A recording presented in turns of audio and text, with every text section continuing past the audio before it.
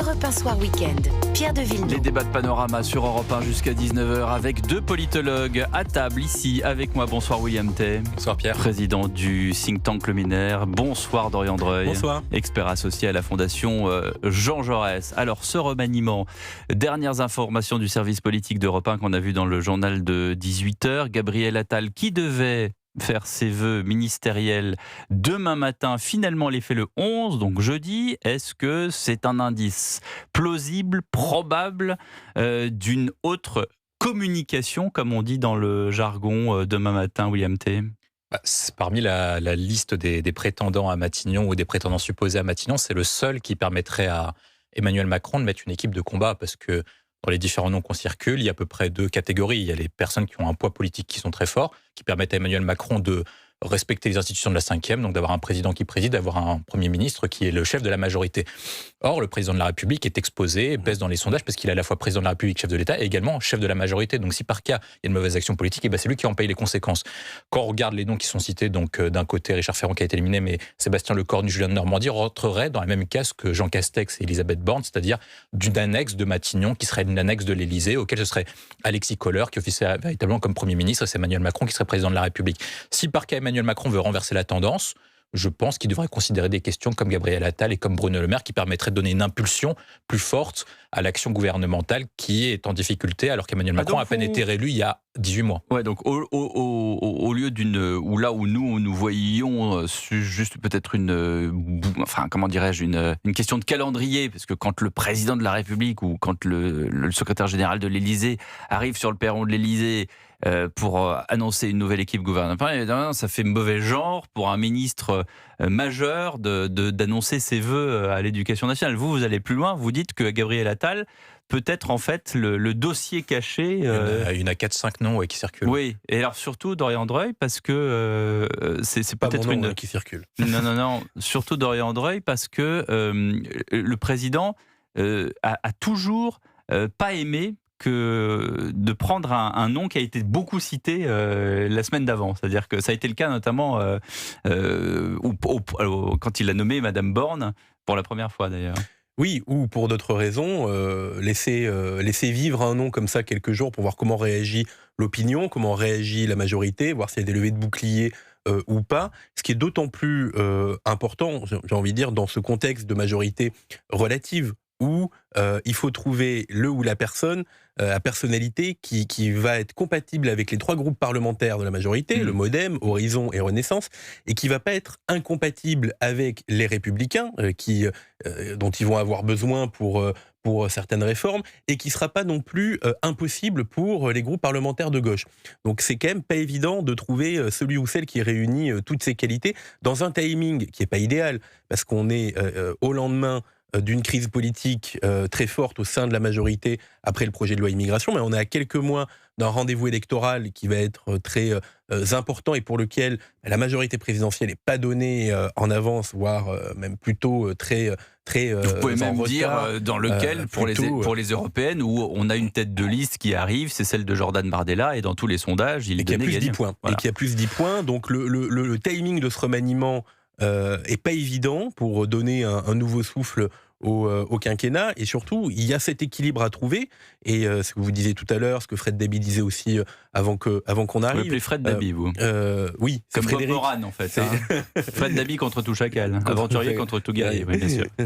Et ce qu'il disait était très juste, dans le sens où il faut aussi trouver la personnalité politique qui va pouvoir gouverner. Parce que dans les institutions de la Ve République, et cet équilibre est très important, présider et gouverner sont deux choses différentes. Et quand le président de la République doit gouverner, là, ça crée un déséquilibre institutionnel qui ne se voit pas forcément par le grand public ou l'opinion de manière très visible, mais qui, dans la vie politique et démocratique de notre pays, a une incidence. Et donc, c'est pas évident de trouver cet équilibre, d'autant plus dans nos institutions, avec le fait du quinquennat, et encore plus dans le contexte d'une majorité relative. Et je repense ce que vous dites sur l'immigration. Effectivement, ils se sont cassés le nez, l'exécutif sur le texte. Et c'est pas fini. J'allais dire, c'est pas fini. Quand on voit les déclarations du président de la République interrogé sur la longueur par nos confrères de France 5 dans la salle des fêtes de l'Élysée, Souvenez-vous, il a dit, regardez, ce point-là, et notamment, je crois qu'il parlait notamment des allocations pour les étudiants étrangers. Moi, vous savez, ça me plaît pas, je saute pas de joie. D'ailleurs, ça pourrait être travaillé. Et il attend évidemment la décision du Conseil constitutionnel qui va retoquer 2-3 petites choses. Des cavaliers législatifs ont déjà été abandonnés, comme l'AME, il pourrait y en avoir d'autres. Cette discussion sur l'immigration, William Tell, elle est pas finie. Hein. Non, elle n'est pas finie, la loi sur l'immigration, parce que de toute façon, le gouvernement, même si c'est Elisabeth Borne, ils se sont engagés à proposer une nouvelle loi concernant l'AME, ce qui a conduit à la démission d'Aurélien Rousseau. La question, en plus, on a eu la polémique, avait porté sur Pierre Moscovici, qui a retardé la publication du rapport qui devait être initialement publié, je crois, le 13 décembre, entre le moment où il y a eu la motion de rejet et au moment de la conclusion de la CMP. Est-ce que Pierre Moscovici va démissionner ou pas, ou est-ce qu'il y aura un débat sur cette question? Ça va être posé. Le point pour Emmanuel Macron, je pense, au-delà des questions migratoires, c'est que depuis qu'il a la majorité relative et depuis l'adoption de la réforme des retraites, il ne peut faire passer que des textes dits consensuels. C'est-à-dire qu'il fait passer des textes qui n'ont qui n'ont pas de portée de débat politique. Oui. Et c'est ce que disent d'ailleurs les porte-paroles de Renaissance. Ils disent, regardez le nombre de textes qu'on a fait passer. Voilà. Et en fait, ce sont des petits textes ou des textes techniques, ça, ils peuvent les faire passer. Tous les textes politiques, tous les textes marquants, il n'a aucune chance de les faire passer sans avoir un accord, soit avec le PS, soit les Verts, soit par cas les Républicains. Or, le PS et les Verts sont plus proches de la NUPES que de la majorité présidentielle. La question qui se pose pour lui maintenant, c'est qu'est-ce qu'il peut faire ? On est à 3 ans de la prochaine échéance présidentielle. Qu'est-ce qui lui reste comme option ? La première option, c'est de se dire, je gouverne un peu à la Jacques Chirac, je me mets un peu en retrait, je mets un Premier ministre qui va faire le pont entre la majorité présidentielle et les Républicains, et moi je donne un cap. Qui pourrait être un bon de fin pour 27, et en l'occurrence, on pourrait penser à Gabriel Attal.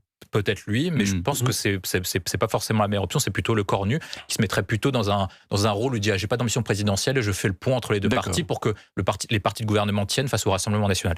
La deuxième option, c'est qu'il se dit je mets quelqu'un de très fort en vue de repartir à la conquête de l'opinion, rattraper le retard avec les élections européennes avec Jordan Bardella pour qu'il n'y ait pas 10 points d'écart, voire 15 points d'écart, mais qu'il y ait uniquement 5 points d'écart. Et ensuite, après, de dire, ce n'est pas moi qui bloque les institutions, moi j'ai la volonté de réformer, vous m'avez fait confiance il y a 2 ans maintenant, donc il y a 1 an et demi, pardon, pour présider notre pays. Donc moi, je repars au combat et ensuite, après, provoquer une dissolution à la fin de l'année ou à la rentrée de septembre. Et à ce moment-là, ce serait l'option de Gabriel Attal ou de Bruno Le Maire qui serait la meilleure, parce que ça permettrait d'avoir un Premier ministre qui partirait au combat et qui a des capacités électorales bien plus fortes que quelqu'un comme Elisabeth Borne, qui a perdu les élections législatives, en tout cas qui ne les a pas gagnées, ou le Cornu, ou Richard Ferrand, ou Julien de Normandie. Dorian Dreux, sur tous ces scénarios imaginés par notre réalisateur, cinéaste William Tell. Le scénario du Dauphin 2027, il serait clairement pas stratégique parce que les premiers ministres sortants font rarement les présidents suivants. Ou en tout cas dans l'élection qui suit. Mais aucun président n'avait été élu hors cohabitation à part Henri de Gaulle. Oui, c'est vrai que Emmanuel Macron a une tendance à déjouer les logiques historiques qu'on applique. En fait, j'ai plutôt tendance à penser que les noms importent peu dans cette configuration. Ce qu'il faut remanier, c'est la méthode. C'est la méthode de gouvernance. On a quand même une culture politique qui ne permet pas aujourd'hui de trouver des compromis, de bâtir des coalitions. Et c'est assez dramatique. Ça en dit beaucoup sur notre maturité démocratique. Dans toutes les autres démocraties autour de nous, où le Parlement devient à un moment donné, où l'est constitutionnellement l'élément central de la vie politique d'un pays, tout le monde arrive à bâtir des coalitions. Là, ça peut paraître presque fou que les Républicains et la majorité présidentielle n'arrivent pas à trouver un accord de gouvernement sur quelques textes clés avec lesquels travailler, et ce qui nous conduit à des psychodrames politiques comme on l'a vu avec la réforme des retraites ou avec le projet de loi immigration, où un groupe parlementaire n'arrive pas à se décider s'il soutient vraiment ou pas. Donc on a quand même toutes les séquences qu'on vit depuis les élections de 2022 doivent aussi nous interroger sur le fonctionnement de nos institutions, sur notre mode de gouvernance démocratique et comment ça peut être amélioré et facilité, et puis coller un peu plus avec les aspirations des citoyens et les nouvelles exigences démocratiques. Oui, mais en même temps, il y a un message qui, je pense, n'arrive pas à passer, c'est tiens, je vais vous mettre un Premier ministre et c'est ce qu'on disait avec Frédéric David tout à l'heure, et par ce fait, eh bien, ça va régler vos problèmes du quotidien. Et ça, que vous mettiez, pardonnez-moi, mais je parle sous votre contrôle, mais que vous mettiez Bruno Le Maire, que vous mettiez Julien de Normandie, que vous mettiez Sébastien Lecornu, avec tout ce qu'ils ont de positif. Je veux dire, ce sont des hommes politiques avec beaucoup de talent, chacun dans leur domaine.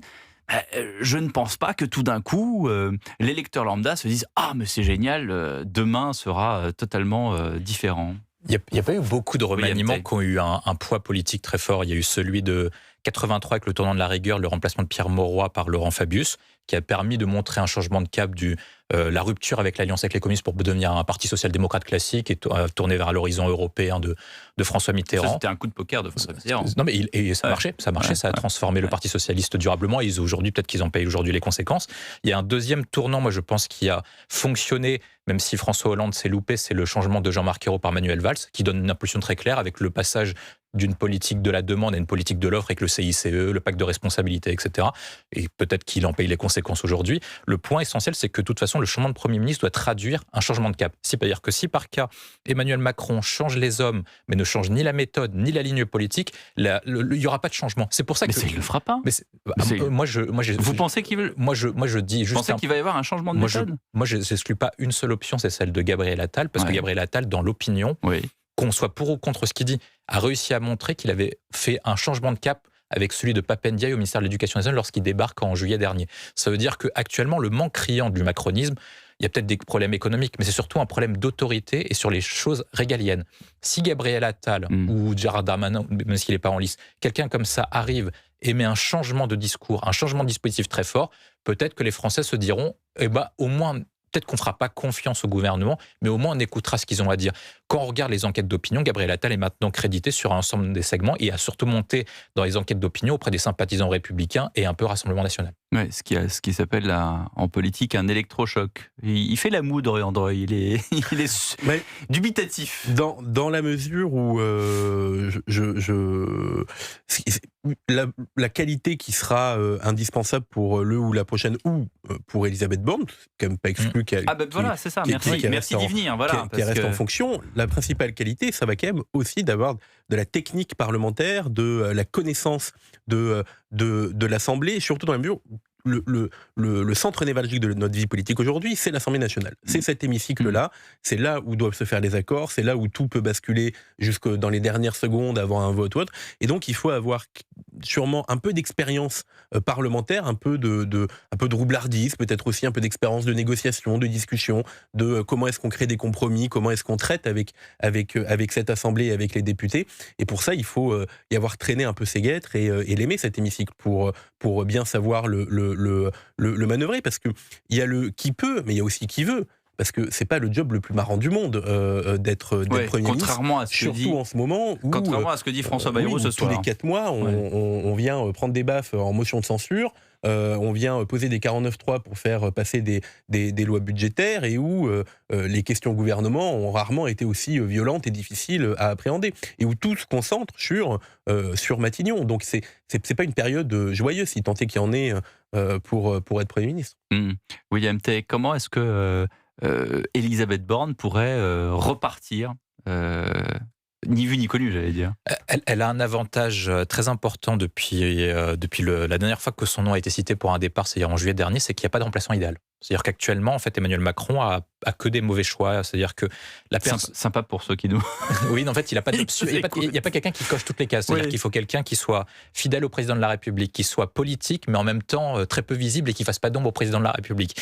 Quelqu'un qui ait des fortes capacités de négociation et en même temps qui ait assez d'attractivité pour attirer d'autres groupes parlementaires. Mais vous ne pouvez pas à la fois être attractif et ne pas être lumineux, être taiseux. Enfin, ça paraît assez compliqué. Donc c'est pour ça que moi je pense qu'Elisabeth Borne a plusieurs avantages. Le premier, c'est qu'elle a déjà l'expérience. Ça fait déjà 18 mois qu'elle fait ça. Et maintenant, elle a acquis une certaine crédibilité auprès de ses partenaires. Voire une sorte de gauche ou de droite. D'inertie ou de résilience. C'est-à-dire que maintenant, comme disait Dorian Andreuil, il faut se blinder pour arriver dans l'hémicycle quand on reçoit les colibets. Bon, Madame Borne, à moins qu'on n'assiste pas à des scènes qui sont privées où elle s'effondre dans sa salle de bain le soir, bon, je pense pas, mais elle est quand même très très forte et elle tient vraiment le flambeau. Voilà. Elle tient. Le deuxième avantage qu'elle a, je pense qu'il est... Je sais plus si c'était Liz Truss ou c'était quel premier ministre britannique qui s'était effondré en larmes. Je parle pas de Margaret Thatcher qui était dans une interview. Mais il n'y en a plus qu'une seule, c'est Liz Truss. C'était Liz Truss, voilà. Liz Truss. Merci. Ouais. Et Elisabeth Borne a un autre avantage qui est structurant aussi, c'est qu'elle n'est pas candidate à l'élection présidentielle de 2027. Ou en tout cas, personne lui dit qu'elle peut être candidate à l'élection présidentielle de 2027,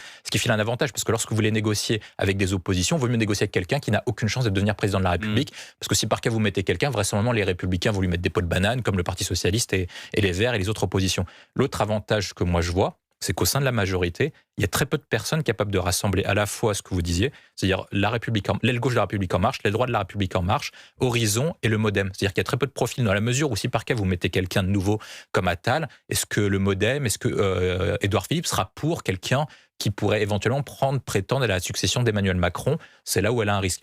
Là où moi je vois une difficulté par contre pour Elisabeth Borne, qui est cruciale à l'occasion des élections européennes, c'est que électoralement, c'est celui qui a le moins bon profil, dans la mesure où c'est quelqu'un qui a déjà montré que dans les périodes électorales, elle n'a pas montré qu'elle avait assez d'allant et assez de force pour embarquer un passé des thèmes, notamment dans une période électorale. C'est amusant que vous ouvriez la fenêtre sur Édouard Philippe, parce que dans le cas Gabriel Attal, évidemment, les cartes seraient rebattues. Il y a un dauphin, pour l'instant, qui est, j'allais dire, accepté, mais pas forcément de bon cœur par Emmanuel Macron. C'est effectivement Édouard Philippe, qui pourrait s'inscrire dans une continuité peut-être un peu plus droitière de ce que fait Emmanuel Macron maintenant. Maintenant, si vous mettez un Gabriel Attal sur le champ de course, tout change, Dorian André.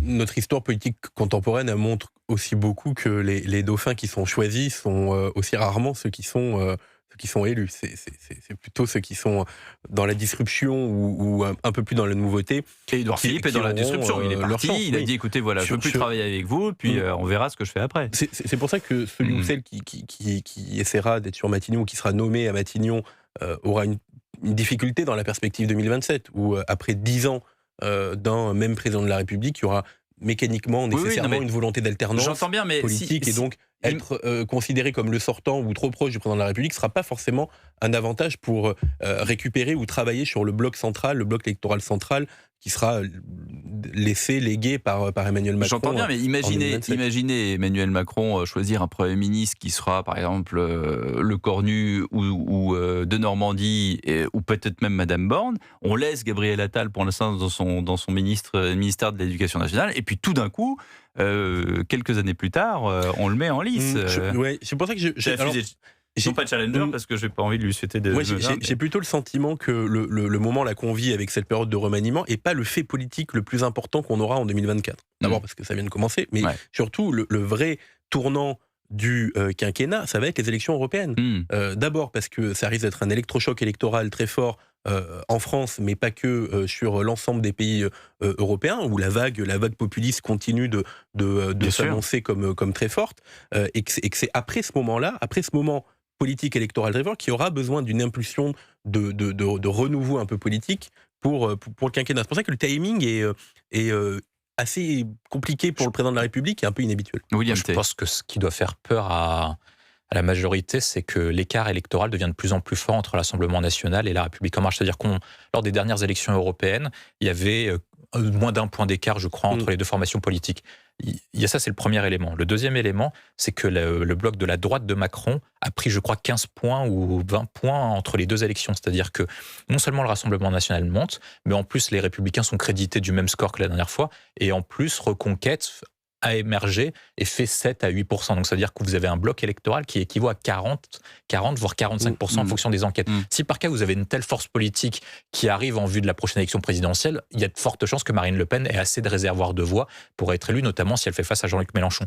La clé, moi, je vois surtout pour Emmanuel Macron, c'est que, imaginons que le Rassemblement national parte sur un scénario où il maintienne son score actuel, donc entre 28 et 32%. Et imaginez que la majorité présidentielle ne fasse même pas 20%, fasse 16 ou 15%. C'est quasiment terminé pour eux. C'est-à-dire que le quinquennat est terminé pour le président de la République, surtout qu'en plus l'Europe fait partie de ces thèmes qui sont primordiaux avec les thèmes économiques. Si par cas il n'a plus la capacité de réforme qu'il avait mise en avant pour notamment montrer qu'il était différent de François Hollande. Dans la mesure où il a une majorité relative, c'est beaucoup plus compliqué de montrer qu'il a une capacité de réforme beaucoup plus importante. Si en plus, au niveau européen, il montre que c'est plus lui le leader sur ce segment-là, mais c'est plutôt le Rassemblement national. Et autre point, qu'il est plus en capacité d'être le meilleur rempart face au Rassemblement national, qu'est-ce qui restera du macronisme à 3 ans d'élection présidentielle? C'est là où moi je mets un risque. Dans le mesure, imaginez que vous me placez sur un électeur de centre-droit normal ou de centre-gauche normal.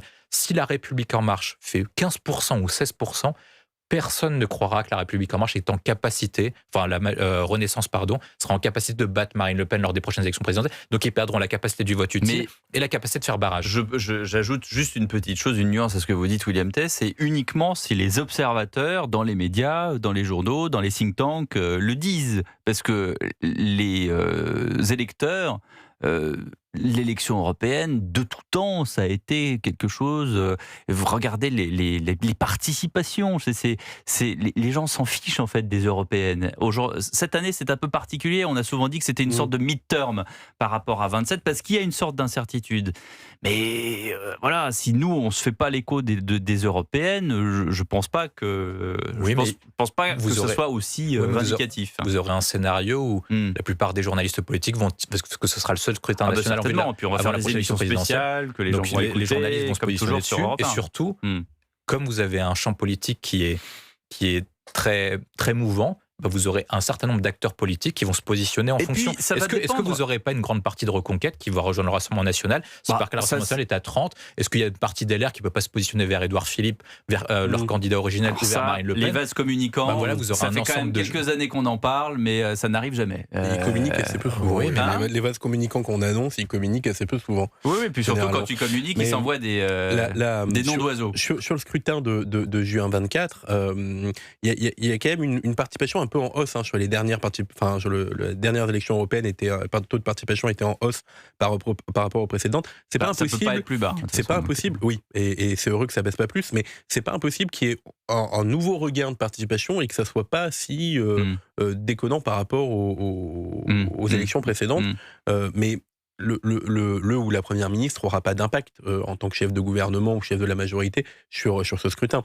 Le seul qui pourrait booster, aider et qui est attendu par l'électorat d'Emmanuel Macron, c'est Emmanuel Macron lui-même. Ouais. Il l'avait fait en 2019, il s'était beaucoup engagé dans la campagne des européennes, justement d'avoir à Matignon une personnalité politique assez forte, qui est capable de tenir le gouvernement, l'Assemblée nationale et la majorité et de gouverner, permettrait à Emmanuel Macron de s'impliquer beaucoup plus dans la campagne des européennes. Oui, et alors sur l'incarnation aussi, parce que jusqu'à présent on avait dit c'est Stéphane Séjourné. Dernièrement on a appris dans la semaine du remaniement que visiblement on mettait le nom de Bruno Le Maire un peu entre parenthèses parce que le président souhaiterait qu'il aille aux européennes.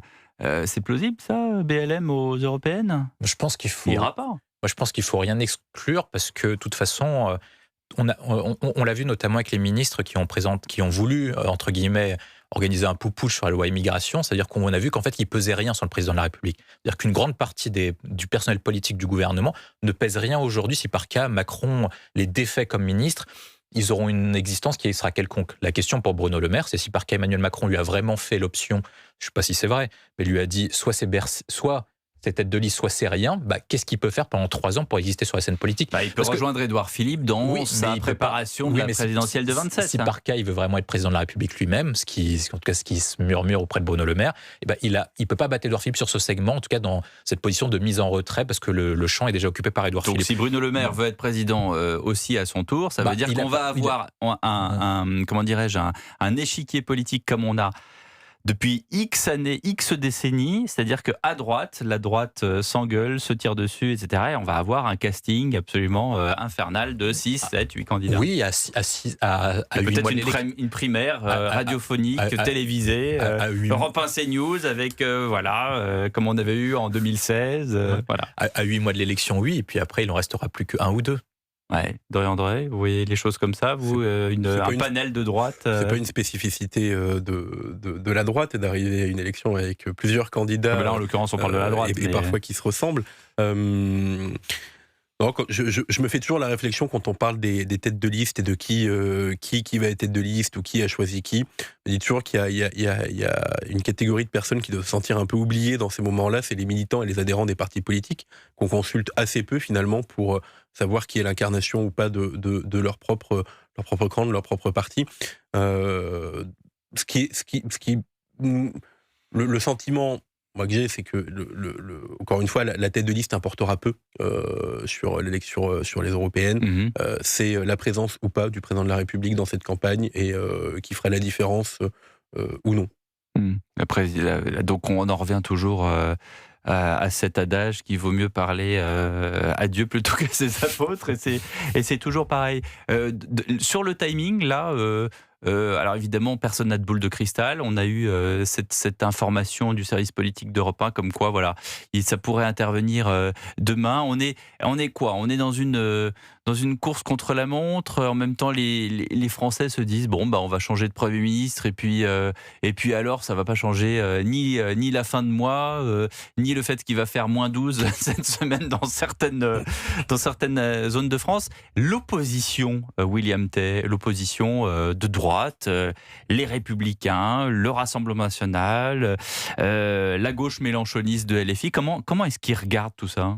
Je pense que de toute façon, qu'importe le Premier ministre, ils tiendront à peu près le même discours. Ils diront qu'Emmanuel Macron n'a pas changé de cap et que ce sera la même copie conforme qu'Elisabeth Borne. Donc de toute façon, ils tiendront à peu près le même discours.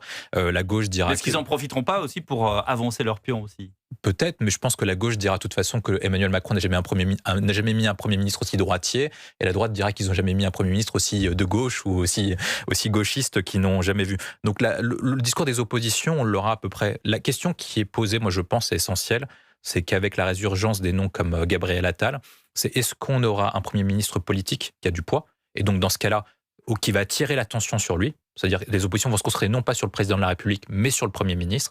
Si par cas vous avez un Premier ministre technique, le Cornu, Elisabeth Borne ou peut-être un peu Richard Ferrand, et ben dans ce cas-là, les oppositions resteront dans le jeu actuel, qui se diront, de toute façon... L'homme à abattre, c'est Emmanuel Macron. L'homme à abattre, c'est Emmanuel Macron et ses potentiels successeurs, donc Attal et Édouard Philippe. Comment est-ce que vous sentez le pouls de l'opposition, Dorian Andreuil, à gauche comme à droite ? Comme disait William, c'est sans surprise, ils vont continuer à s'opposer et à taper comme des sourds parce que c'est le jeu de nos institutions, malheureusement, aujourd'hui.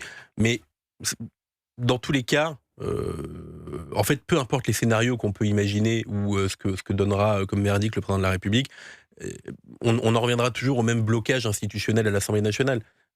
C'est-à-dire qu'il n'y aura pas de majorité absolue, il n'y aura pas de majorité alternative. Ouais. Donc on va continuer à se faire peur avec des motions de censure qui se jouent à pas grand-chose, ou avec des textes qui ne peuvent pas être votés, ou avec l'ensemble de l'arsenal des outils qui existent dans la Ve République pour avoir des votes bloqués, des procédures accélérées, qui rétrécissent le débat à un moment où on n'a jamais eu autant besoin d'avoir du débat politique, justement. Ouais. Et où c'est aussi une attente dans l'opinion d'avoir un débat beaucoup plus apaisé sur les grands sujets de société. Et ça, on aura du mal à l'avoir dans notre fonctionnement institutionnel actuel, qui ne permet pas d'avoir un fonctionnement démocratique moderne. Affaire à suivre, comme on dit dans beaucoup de dossiers, justement, et celui-ci, évidemment, à suivre dans ces prochaines heures, et notamment dans la matinale d'Europe 1 demain matin, où vous retrouvez bien sûr Dimitri Pavlenko, 18h59. C'est tout pour ce soir. Je vous signale également que la France bouge, vous attend dès demain avec Elisabeth Assayag, les rendez-vous des entrepreneurs de 20h à 21h du lundi au jeudi, et demain, cap sur le marché de l'immobilier. Elisabeth reçoit Yann Géani, qui est le président de La Forêt, réseau de plus de 700 agences immobilières partout en France. Merci à tous. À suivre La Voix est livre avec Nicolas Caro sur Europe 1.